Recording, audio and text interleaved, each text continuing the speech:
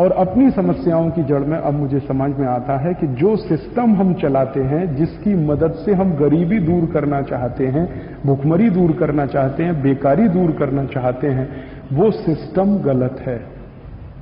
क्यों गलत है? इसलिए गलत है कि जिस सिस्टम को हम चला रहे हैं वो सिस्टम अंग्रेजों ने बनाया था गरीबी पैदा करने के लिए, भुखमरी पैदा करने के लिए, बेकारी पैदा करने के लिए, मारामारी पैदा करने के लिए। हम दुर्भाग्य से वही सिस्टम को चला रहे हैं जो अंग्रेज हमें देकर गए थे। आप कहोगे अंग्रेजों ने कौन सा सिस्टम हमको दिया? जिसको हम पार्लियामेंट्री डेमोक्रेटिक सिस्टम कहते हैं, ये अंग्रेजों की देन है हमें। हमने अपने देश में इसका इन्वेंशन नहीं किया, ये अंग्रेज हमको दे गए तो हमने उसको ले लिया, बिना सोचे समझे कि अंग्रेजों ने इस सिस्टम को किसी और कारण से चलाया था, अगर हम चलाएंगे तो वही पैदा होगा उसमें से। अंग्रेजों ने ये सिस्टम जो बनाया, जिसको हम पार्लियामेंट्री डेमोक्रेटिक सिस्टम कहते हैं, ना तो वो पार्लियामेंट्री है ना वो डेमोक्रेटिक है, वो 101% एरिस्टोक्रेटिक सिस्टम है। ना उसमें कुछ पार्लियामेंट्री है, ना उसमें कहीं डेमोक्रेसी है। आप पूछेंगे कैसे? मैं आपको एक ही बात कहता हूं, हिंदुस्तान के 100 करोड़ लोगों के भाग्य का फैसला एक आदमी करे तो वो पार्लियामेंट्री होगा और डेमोक्रेटिक होगा। 100 करोड़ लोगों के भाग्य का फैसला एक व्यक्ति करे, जिसको हम फाइनेंस मिनिस्टर कहते हैं, वो सिस्टम डेमोक्रेटिक होगा। और गलती से अगर वो बिका हुआ है, मीर जाफर है, तो वो डेमोक्रेटिक होगा क्या? 100 करोड़ लोगों की जिंदगी का फैसला 100 करोड़ लोग करें तो वो आदर्श है। नहीं कर सकते तो 50 करोड़ करें, वो भी संभव नहीं है तो 25 करोड़ करें, वो भी संभव नहीं है तो 10 करोड़ करें। इतना तो हो, कम से कम 1 करोड़ लोग करें, 1% लोग तो करें।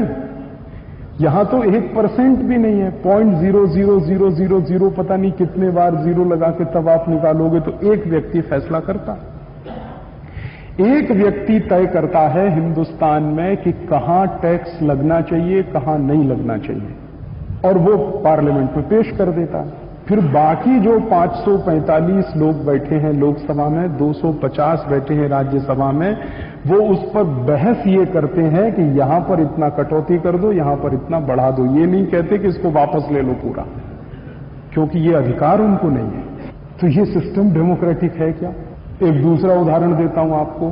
आप अमरावती में चुनाव करवाते हैं, किसी को जिताते हैं, किसी को हराते हैं।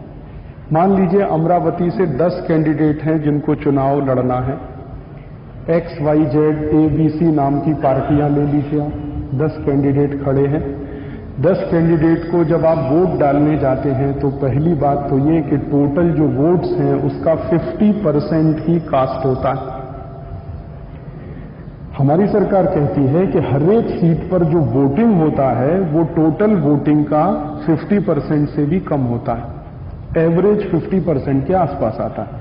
माने अगर अमरावती में हम माने कि 5 लाख वोटर्स मान लें हम, तो मात्र 2.5 लाख लोग वोट डालने जाते हैं।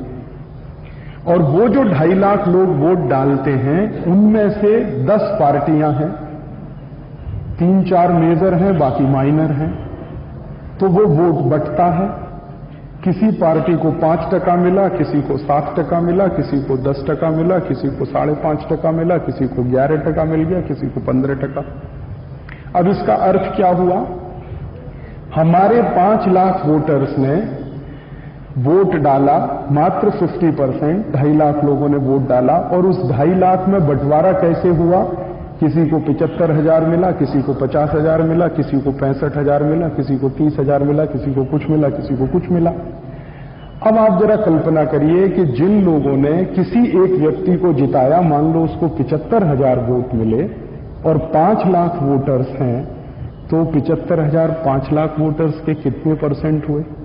20% से तो कम हुए ही। मान लें हम 15% हुए, तो 15% वोट पर हमने किसी कैंडिडेट को जिताकर संसद में भेज दिया, जहां पर 51% के आधार पर मेजॉरिटी तय होती है।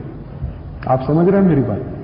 हमने 15% वोट देकर एक ऐसे कैंडिडेट को दिल्ली भेजा जहां दिल्ली की संसद में मेजॉरिटी तय होती है 51% के आधार पर। इसका माने इल्लीगल इलेक्शन हुआ पूरा। संसद में आप मेजॉरिटी तय कर रहे हैं 51% पे और अमरावती में तय कर रहे हैं 15% पे। और इसका अगर उलट साइड हम देखने की कोशिश करें तो वो इससे भी ज्यादा विद्रूप है। वो ये कि 5 लाख लोगों ने अगर वोट देना था, उसमें से सिर्फ 75,000 ने किसी को वोट दिया। इसका माने 4,25,000 लोगों ने उस आदमी को रिजेक्ट किया। तो जिस आदमी को 85% लोगों ने रिजेक्ट किया, उसको आप अपना प्रतिनिधि कहते हैं और उसके हाथ में पूरा बजट दे दिया आपने कि 100 करोड़ लोगों का भाग्य तय कर दो तुम। है कहां डेमोक्रेसी? ये तो डेमोक्रेसी के नाम पे बहुत बड़ा फ्रॉड है जो चलता है इस देश में। अगर डेमोक्रेसी होती तो डेमोक्रेसी में जो पार्टिसिपेशन होता है और जो पॉलिसी मेकिंग डिसीजन होता है वो 51% के आधार पर होता है कि 51% जो कहेंगे वो माना जाएगा, 49% जो कहेंगे वो नहीं माना जाएगा। यही तो है ना डेमोक्रेसी की एक मेजर डेफिनेशन। डेमोक्रेसी माने जहां 51% लोग एक बात कहें तो वो मानी जाए, 49% कहें वो नहीं मानी जाए। यहां तो हम देख रहे हैं कि 15% ने कह दिया, उसी को मान लिया। फिर कई बार मैंने संसद में देखा है कि कोई विधेयक पारित होने के लिए लाया गया, कोरम पूरा नहीं है। कोरम माने क्या कि जितने सांसद हैं, खासदार हैं, उसका 10% सदन में रहना ही चाहिए कम से कम। माने 545 हैं तो 54 माने एमपीज रहने चाहिए वहां पर। कई बार होता है 10 बैठे हैं, 15 बैठे हैं, 20 बैठे हैं, है ही नहीं, पूरा सदन खाली पड़ा। और बेचारा वो स्पीकर घंटी टन टन टन टन टन टन करता रहता, आ जाओ आ जाओ आ जाओ, तो वो बैठे मटर गश्ती करते रहते हैं वहां एनेक्सी में। मैं पार्लियामेंट बहुत बार गया हूं, खासदार सदन में नहीं बैठते, एनेक्सी में बैठे रहते, गप्पे मारते रहते, अखबार पढ़ते रहते, मैगजीन पढ़ते रहते हैं। अभी हमारे स्पीकर महोदय ने एक खासदार को भयंकर डांटा था। एनेक्सी में एक कुर्सी पर पैर रख के दूसरे कुर्सी पर बैठकर वो कुछ अखबार पढ़ता था और उसने कहा कि भाई साहब ये आपका घर नहीं है, ये पार्लियामेंट है। उसको बताना पड़ा कि ये आपका घर नहीं है, ये पार्लियामेंट है, यहां इस तरह से बैठना परमिसिबल नहीं है। तो ऐसे ही बैठे रहते हैं सब खासदार वहां पर, सदन में नहीं बैठते। अब सदन में नहीं बैठते और नियम बन जाता, कानून भी बन जाता है। तो सदन क्या करता है फिर? वो कहते हैं एक इमरजेंसी रूल है पार्लियामेंट में, वो ये कि अगर सदन में कोरम पूरा नहीं है तो भी जो मेजॉरिटी वोटिंग होगा वही कानून बन जाएगा। तो इसका अर्थ यह हुआ कि अगर 20 सांसद बैठे हैं, उनमें से 11 ने एक बाजू में वोट कर दिया तो देश को बेचने का समझौता भी हो जाएगा। आप इसी को डेमोक्रेसी कहते हैं। उन्होंने इमरजेंसी रूल बना रखा है। वैसे तो वो कहते हैं कि कोरम पूरा होना चाहिए, तो मैं मानता हूं चलो कोरम भी पूरा कर लें। 54 एमपीज हैं, तो इसका अर्थ क्या हुआ? 54 एमपीज होने का अर्थ यह हुआ कि 27 या 28 एमपीज ने एक बाजू में वोट कर दिया तो वही कानून बन गया। तो पूरे देश की 100 कोटि लोगों के भाग्य का फैसला 26-27 लोग मिलकर करें, इसी को डेमोक्रेसी कहते हैं क्या? इससे अच्छी तो एरिस्टोक्रेसी। तो हमारे देश में जो हम डेमोक्रेटिक सिस्टम मानते हैं या चलाते हैं, वो कहीं से भी डेमोक्रेटिक है ही नहीं। और डेमोक्रेटिक कैसे नहीं है उसका दूसरा उदाहरण देता हूं, तात्कालिक उदाहरण। हिंदुस्तान में राजनीतिक पार्टियों की मान्यता संविधान में है। तो राजनीतिक पार्टियां अपना मैनिफेस्टो बनाती, मैनिफेस्टो लेकर वो आपके पास आती हैं। एक पार्टी कहती है कि हम गरीबी दूर करेंगे, भूखमरी दूर करेंगे, बेकारी दूर करेंगे। दूसरी पार्टी भी कह रही है गरीबी दूर करेंगे, भूखमरी दूर करेंगे, बेकारी दूर करेंगे। तो एक पार्टी कहती है कि हमारा रास्ता समाजवाद का होगा, दूसरी पार्टी कहती है नहीं हमारा रास्ता राष्ट्रवाद का होगा। अब आप उसमें चॉइस करते हैं कि भाई अपने को राष्ट्रवाद पसंद है तो चलो इनको वोट दे दो। कोई कहेगा नहीं अपने को तो समाजवाद लगता है तो इसको वोट दे दो। उनके रास्ते डिफरेंट हैं, गोल तो एक ही है ना।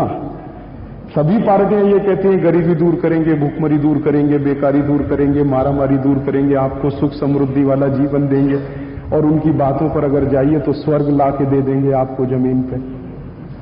ये चुनाव से पहले की बात कर रहा हूं। चुनाव के बाद तो फिर वो गधे को भी देखना बंद कर देते हैं, लेकिन चुनाव से पहले तो वो ये भी कह देंगे कि आपको स्वर्ग उतार कर दे देंगे जमीन पर, आप कहोगे तो हथेली पे जान निकाल के दे देंगे आपके लिए। आप बोलो तो सही, आपको क्या चाहिए?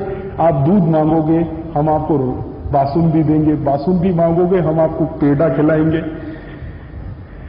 तो सभी पार्टियां ये वायदा करती हैं और आप उसके हिसाब से सिलेक्शन करते हो कि हमें इस पार्टी को देना, उस पार्टी को देना। ठीक है भाई, आपने तय कर लिया, इसमें आपके अधिकार को मैं नहीं कहता हूं कि आपको समाजवाद का रास्ता अच्छा, आप समाजवादियों को दे दीजिए, राष्ट्रवादियों को लगता है राष्ट्रवादियों को। लेकिन फिर क्या हुआ कि आपने जिनको एक प्रोसेस से गरीबी, भूखमरी, बेकारी दूर करने के लिए वोट दिया, कल को उन्होंने संसद में जाकर उसके ठीक विपरीत प्रोसेस वालों के साथ गठजोड़ कर लिया और सरकार बना ली, तो इसी को डेमोक्रेसी कहते हैं क्या? अभी जो सरकार चलती है, जिसको हम एनडीए कहते हैं, इस सरकार में धुर विरोधी, एक राष्ट्रवाद वाले, दूसरे साम्यवाद वाले, ऐसे 21-22 पार्टियां हैं। धुर एक दूसरे के विरोधी, एक दूसरे को गाली देने वाले, एक दूसरे का चेहरा नहीं देख सकते, एक मिनट उनको देखना पसंद नहीं है। उन्होंने आपसे अपने अपने एजेंडे पे वोट मांगा, जब आपने वोट दे दिया उसके बाद वो आपको भूल गए, सदन में जाकर आपके विपरीत विचारों वालों से गठजोड़ करके सरकार बना के बैठ गए। अब आप कहते हैं यही डेमोक्रेसी। ये तो मजाक है हमारे देश में, और ये मजाक दिल्ली से नहीं, नीचे से लेकर ऊपर तक चल रहा है। तो मैं कहना यह चाहता हूं कि जिसको हम पार्लियामेंट्री डेमोक्रेटिक सिस्टम कहते हैं, ना वो पार्लियामेंट्री है ना वो डेमोक्रेटिक है, वो शायद बहुत ही अनपार्लियामेंट्री है। अनपार्लियामेंट्री ऐसे कहता हूं, हमारे यहां एक मुहावरा बन गया कि भाई पार्लियामेंट्री लैंग्वेज यूज करो, माने गाली वाली मत दो किसी को। सबसे ज्यादा गालियां तो पार्लियामेंट में, आप देखो सबसे ज्यादा गालियां हिंदुस्तान में अगर आप सुनना चाहते हैं तो एक दिन पार्लियामेंट में जाकर बैठ जाइए आप, और दूसरे दिन आप जाना पसंद नहीं करेंगे। हम कहते हैं पार्लियामेंट्री बनो, माने अशिष्टता की बात मत करो। जितनी अशिष्टता इस समय पार्लियामेंट में है, कहीं आपको दिखती है? कोई किसी का माइक से सिर तोड़ रहा है, कोई किसी की धोती खोल रहा है, कोई किसी की पैंट खींच रहा, यही सब तो है ना असेंबली में भी और पार्लियामेंट।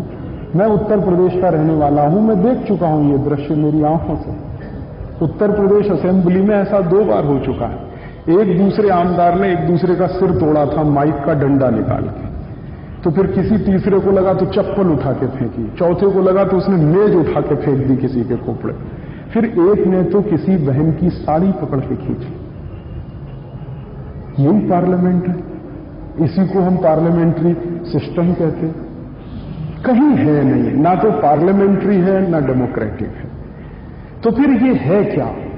ये सिस्टम हमारे देश में वास्तव में एरिस्टोक्रेटिक है, जिसमें कुछ 2, 4, 5 लोगों को सब कुछ फैसला करने का अधिकार है, बाकी को सिर्फ उसको फॉलो करने का अधिकार है। आप उसे क्वेश्चन भी नहीं कर सकते। प्रधानमंत्री ने फैसला ले लिया तो पूरे कैबिनेट को मानना ही पड़ेगा, चाहे वो कितना ही गलत हो, क्योंकि सिस्टम में लिखा हुआ है कि प्राइम मिनिस्टर कभी गलत नहीं होता, जो फैसला करे कैबिनेट को मानना ही पड़ेगा। अगर आप नहीं मान सकते, कैबिनेट से रिजाइन करिए, सरकार से बाहर जाइए। यही पार्लियामेंट होता है क्या? यही डेमोक्रेसी है क्या? डेमोक्रेसी तो वो होती है, हम हमारे परिवार में देखते हैं कि कहीं कोई गलती अगर हो गई तो आपको तो गलती सुधारने के लिए रास्ते बने हुए हैं। डेमोक्रेसी तो वहां है, सोसाइटी में डेमोक्रेसी है। हमारे समाज में पार्लियामेंट से ज्यादा डेमोक्रेसी है।